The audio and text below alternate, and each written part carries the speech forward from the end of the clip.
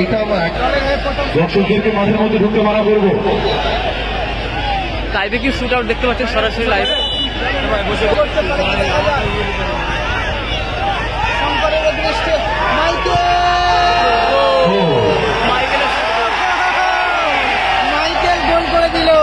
একটি গোল করে দিল শহীদুল এমএলএ কাপ 2023-এর শুভ সূচনা হয়েছিল ভাঙড় কলেজ ময়দানে। এমএলএ কাপ 2023 আমাদের প্রিয় বিধায়ক সাহেবের উদ্যোগে।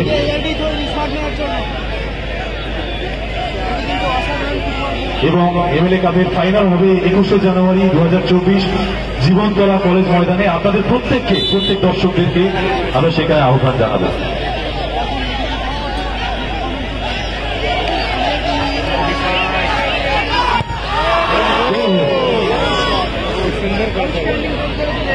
দারুণ দারুণ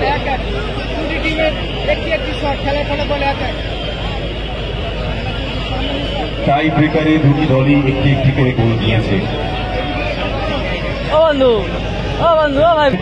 21 তারিখে জানুয়ারি মাসে নতুন বছরের শুরুতেই একটি চমক থাকছে এমএলএ কাপ 2023, যা শুরু হয়েছিল ভাঙড় কলেজ ময়দানে এবং সেমিফাইনাল ও ফাইনাল হবে জীবনতলা কলেজ ময়দানে।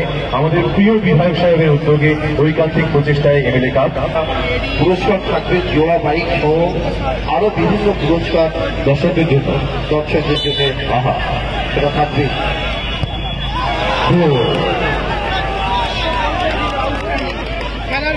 দারুণ গোল করলো শহীদুল এন্টারপ্রাইজের 5 নম্বর জার্সি প্লেয়ার, খুব ভালো খেলছিল।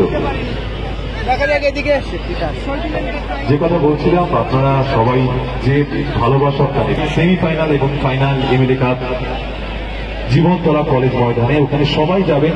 সবাইকেই বিধায়ক সাহেবের পক্ষ থেকে আমরা আহ্বান জানাচ্ছি। অবশ্যই আপনাদের সাথে দেখা হবে 21শে জানুয়ারি 2024 জীবনতলা কলেজ ময়দানে।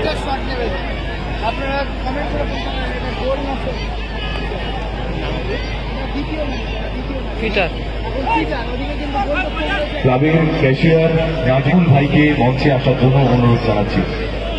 নাজমুল ভাই মঞ্চে আসবেন।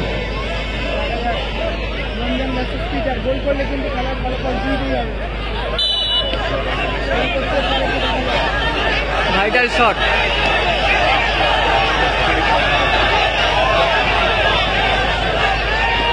টুর্নামেন্টের পুরস্কার রয়েছে কিন্তু 1,20,000।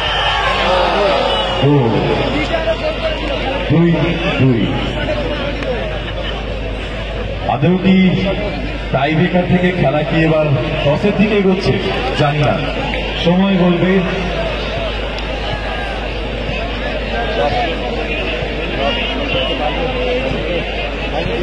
দুটি দলই খুব ভালো খেলছে, এটাই তার প্রমাণ। না, একদিকে শহীদুল এবং অন্যদিকে ওয়েলগিরের দফার পুতুল, দুজনাই দেখতে পাচ্ছি যে একটা মানে চারটা উত্তেজনার মতোই আছে, যে কঠিন চিন্তাভাবনার মধ্যে আছে যে কারা এই চন্দনেশ্বর মাঠে প্রথম রাউন্ডে দ্বিতীয় খেলায় শেষ হাসি আসবে।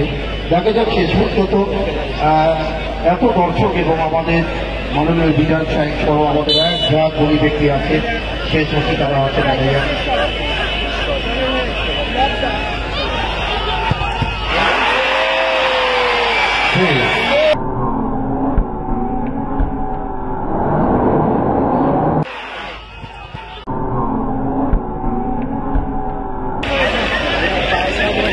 আপাতত একটা সেভ হলো।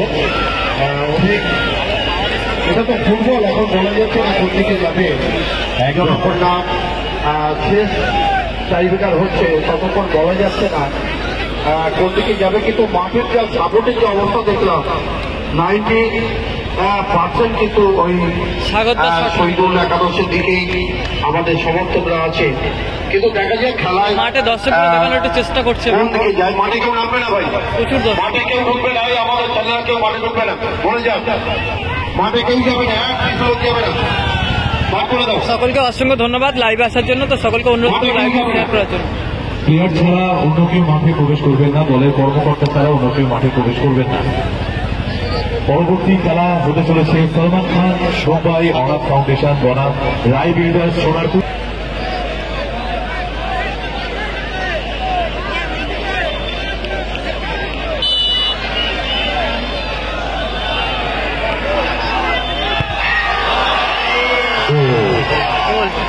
অর্থাৎ নিউ ওয়েলফেয়ার পোলাদারা জিতে গেল। তো এবারে তোমাদের সঙ্গে দেখা হচ্ছে বারাইপুরে গিয়ে।